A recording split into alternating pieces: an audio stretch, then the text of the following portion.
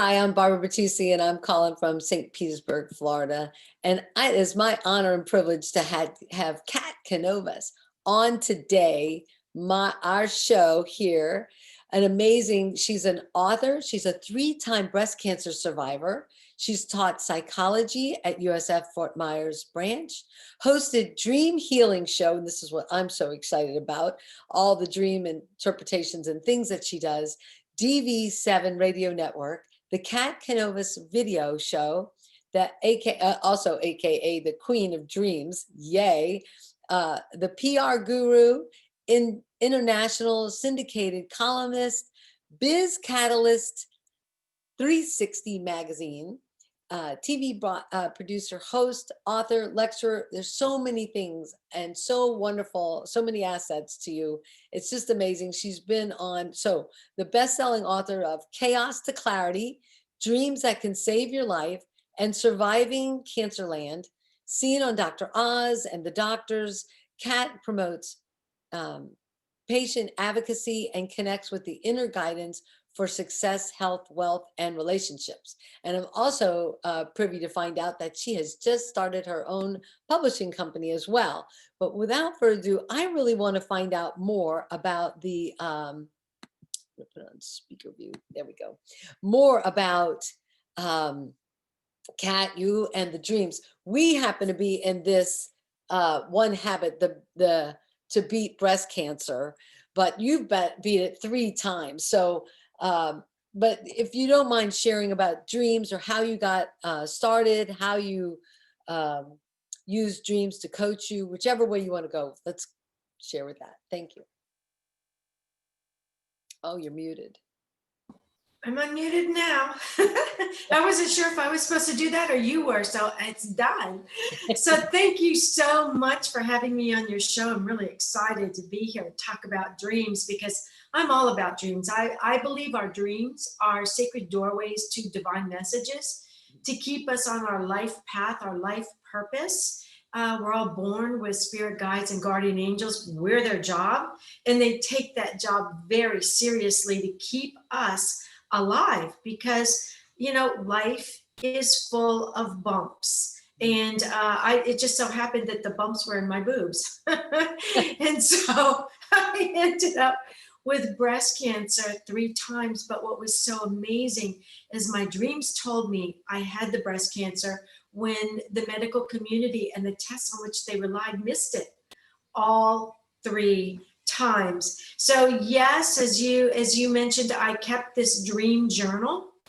And this dream journal then turned into my first book, Surviving Cancerland, which won 3 big book awards, Nautilus, Women's International, and the IPPY Award. And so what I want to do is encourage other people, especially during these difficult times right now with COVID and the lockdown and the rioting and the unrest. Keep a dream journal so that you can connect with your spirit guides, your guardian angels, and then you can turn that into a book that is full of information that not only helped you, so it's tried and true, but it can help somebody else so that if they're in a place that is challenging, they can survive that challenge rather than staying there and just licking their wounds. They'll become thrivers. Wow. That's awesome. That's amazing. So you give some great hands-on tools. Do you want to go into that with the dream journal? I mean, being prepared. Yeah. Look, I have mine. And I use white, kind of the artist one, right? The artist, but it's yes. good to have it and be prepared. Have your pen ready. Don't move much, you know, because, and then the intention. Talk about the intention before you go to sleep, right? Okay. Yes, those are all great things. Thanks for bringing those up. There are so many people that tell me they don't dream, and everybody and everything dreams, including a fetus in the woman in the mother's womb. It can be seen to have REM. If on the ultrasound, it's having REM, which means it's having rapid eye movement, means it's tracking its dream. It's watching the movie inside of its head. And so I'm always curious, is it looking at the angels? Because what else has it experienced? It's looking at heaven. And it shows you how precious a fetus really is. So what I did was I came up with the acronym SO DREAM, so that to help you remember your dreams and to write them down. So the first letter of those two words, SO DREAM, is what I use to help me remember my dreams. S is for set your intention. Before you go to sleep at night, look in the mirror if you need to, and talk to your soul through the eyes, your eyes, which are the windows into your soul, and say, look, I'm setting this intention tonight to remember my dream. I know I will have the dream to remember my dream. And then O is organize yourself, like you've done. If you are an artist and your main mode of communication is through your artwork, draw your dream. It's okay. A picture is worth 1,000 words. So draw your dream. Then you go into, so is done, dream, D, determine to dream. Determine to remember your dream. R, remain in your same position when you first wake up in the morning. So often we just jump out of bed. We have so much to do. We're on a schedule. The white rabbit, I'm late. And then boom, the dream's gone. It's like, okay, I'm out of here. So remain in your position and just kind of bring yourself out slowly. Embrace bringing your dream into the waking world. Reach over, get your dream journal and start writing. So what you're going to do is the E, emote. What did you feel when you first started to come out of your dream? Were you angry? Were you happy? Were you sad? Were you frightened? What was your emotion? Write that down. And that's going to open up that dream door again in the waking world. It's going to open up just a crack more. Then start adding to it for the A in dream. Add, was it daytime? Was it nighttime?